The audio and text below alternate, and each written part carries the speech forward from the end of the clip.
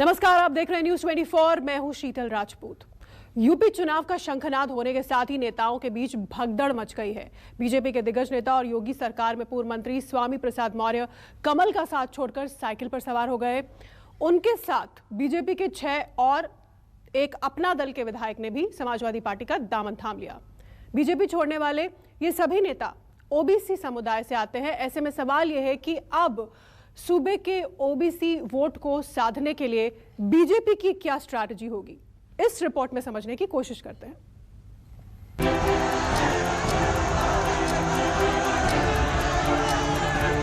80-20 नहीं, अब तो होगा 15 और 85 का।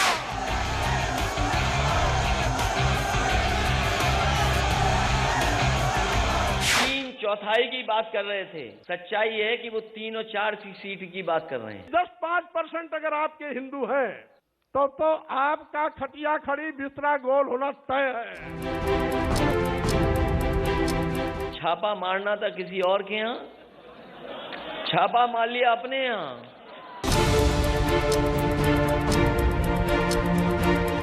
ऐसी आंधी चलेगी, एक ऐसी सुनामी चलेगी जिसमें भारतीय जनता पार्टी के परखटे उड़ जाएंगे। कभी कमल खिलाकर बीजेपी की सत्ता में भागीदार थे, अब वो चुनाव से पहले पाला बदलकर दूसरी तरफ खड़े हो चुके हैं। ये मंच समाजवादी पार्टी का है, जिस पर पूर्व मंत्री स्वामी प्रसाद मौर्य समेत बीजेपी के 7 बागी और एक अपना दल के विधायक खड़े हैं। सभी के मन मस्तिष्क से भगवा रंग उतर चुका है और अब लाल रंग के साथ चुनाव मैदान में जाने की तैयारी है। समाजवादी पार्टी का मंच मिलते ही स्वामी प्रसाद मौर्य का भगवा रंग तो उतर गया, लेकिन लाल रंग चढ़ गया।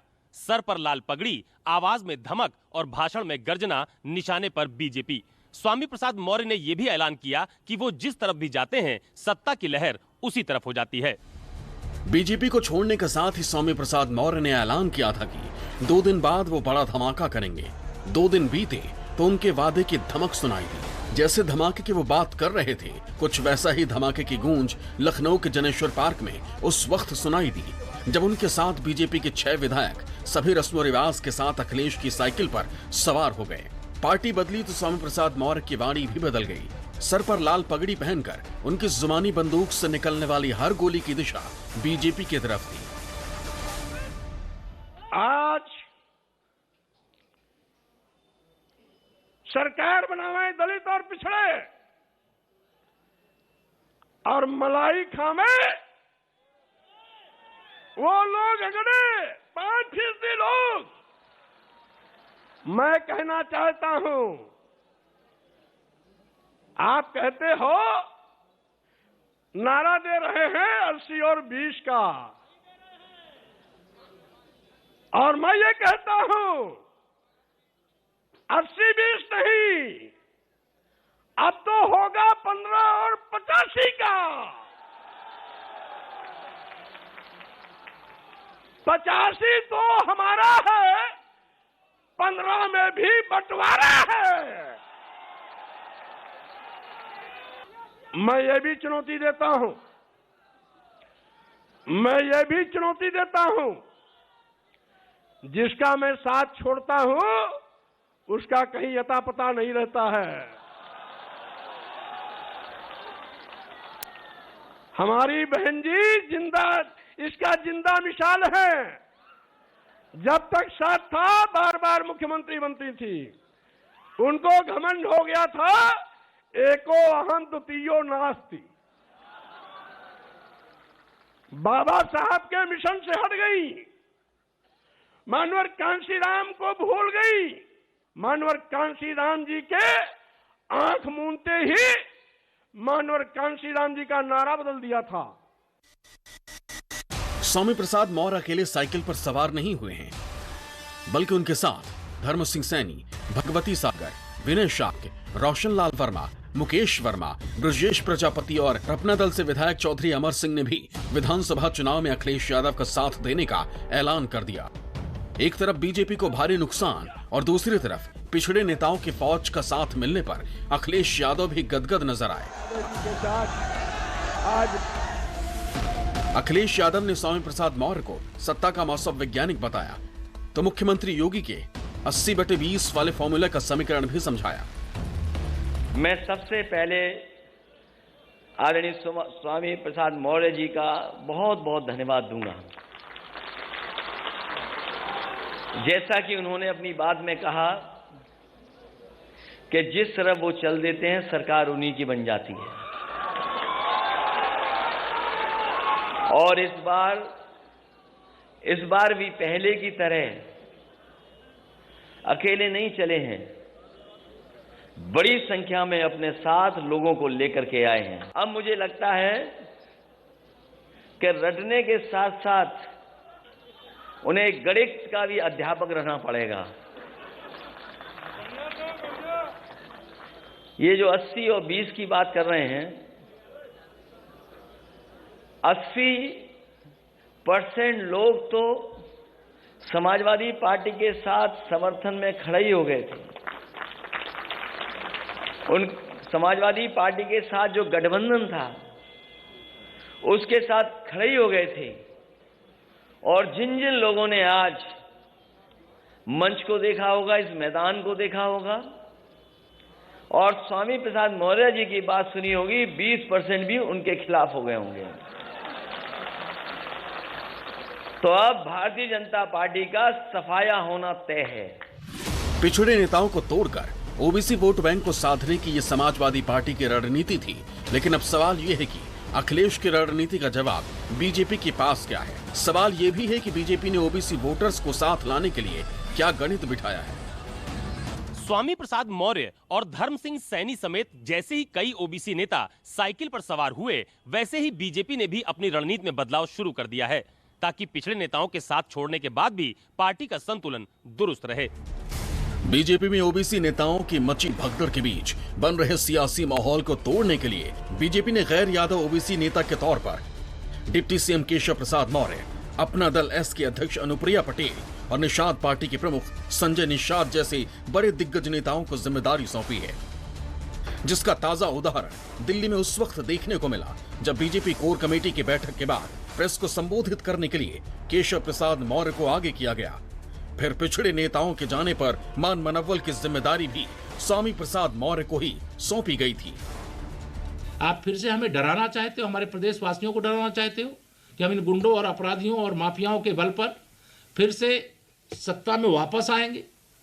यह आपका सपना कभी पूरा नहीं हो सकता। श्री अखिलेश यादव जी, आपको इसका जवाब देना पड़ेगा कि आपने ऐसे खूंखार अपराधियों को अपने गठबंधन से टिकट क्यों दिया है। वंशवाद और परिवारवाद की राजनीति करने वाले सामाजिक न्याय के समर्थक नहीं हो सकते। दूसरा, भ्रष्टाचार जिनके जीन्स का हिस्सा हो, वे सामाजिक न्याय की लड़ाई नहीं लड़ सकते। सवाल यह भी है कि जो ओबीसी नेता पिछले दिनों एसपी के साथ आए हैं, उनकी तुलना बीजेपी की ये ओबीसी नेता कितने ताकतवर हैं? इस सवाल का जवाब तलाशने के लिए दोनों ही पक्षों के पिछड़े वर्ग के नेताओं की ताकत को आंकना होगा। सबसे पहले बात डिप्टी सीएम केशव प्रसाद मौर्य और एसपी में शामिल हुए स्वामी प्रसाद मौर्य की। स्वामी प्रसाद मौर्य ने 80 के दशक में राजनीति में कदम रखा था, तो केशव प्रसाद मौर्य ने हिंदुत्व की राजनीति से सियासी सफर शुरू किया। स्वामी प्रसाद मौर्य 5 बार विधायक रहे, बीएसपी के प्रदेश अध्यक्ष और बीजेपी सरकार में मंत्री बने, तो केशव प्रसाद मौर्य 2012 में पहली बार विधायक बने और 2 साल के बाद 2014 में लोकसभा चुनाव जीते। स्वामी प्रसाद मौर्य का प्रतापगढ़ और रायबरेली के आसपास जनाधार है, तो केशव प्रसाद मौर्य की ओबीसी समुदाय के वोट बैंक पर जबरदस्त पकड़ है। 2017 में बीजेपी के साथ सत्ता के सहयोगी सुहेलदेव भारतीय समाज पार्टी के अध्यक्ष ओम प्रकाश राजभर भी इस बार साइकिल की सवारी कर रहे हैं। ऐसे में उनके वोट बैंक को साधने के लिए बीजेपी ने संजय निषाद को आगे कर दिया है। ओम प्रकाश राजभर ने सियासी सफर की शुरुआत बीएसपी से की थी, वहीं संजय निषाद के बेटे ने 2018 में गोरखपुर उपचुनाव जीता था। ओम प्रकाश राजभर अपने समुदाय के 3 से 4% आबादी का प्रतिनिधित्व करते हैं, तो वहीं संजय निषाद समुदाय के 5% आबादी का नेतृत्व करते हैं।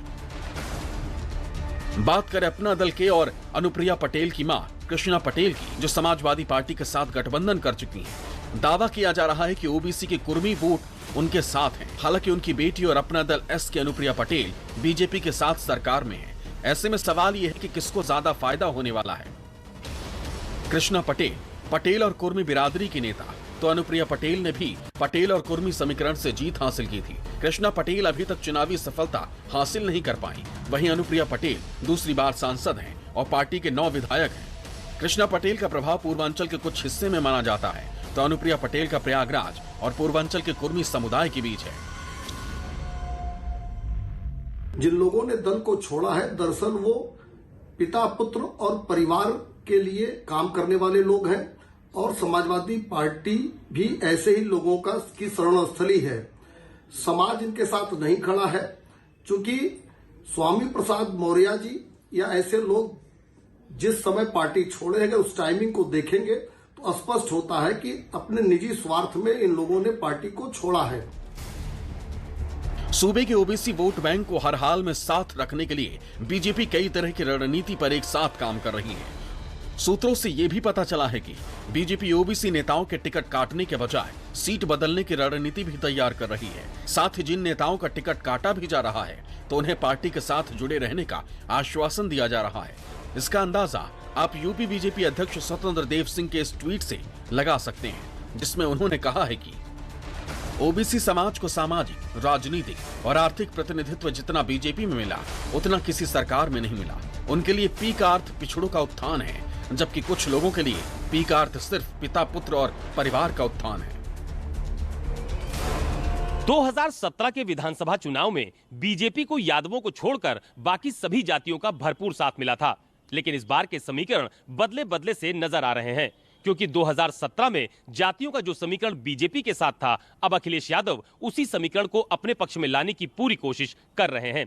ऐसे में देखना दिलचस्प होगा कि किसकी रणनीति कितनी कामयाब होती है। यूपी में बीजेपी की सत्ता की वापसी में ओबीसी वोटों की अहम भूमिका थी। एक साथ 2 मौर्य नेताओं की मौजूदगी पार्टी का आधार मजबूत करने के लिए काफी थी। इसके अलावा अन्य पिछड़ी उपजातियों के नेता ट्रंप कार्ड साबित हुए थे, लेकिन इस बार इन नेताओं के पार्टी से अलग होने पर बीजेपी संकट में जरूर है। ऐसे में देखना यह है कि एसपी को घेरने की उसकी रणनीति कितनी कामयाब होती है। अशोक तिवारी, न्यूज़ 24, लखनऊ।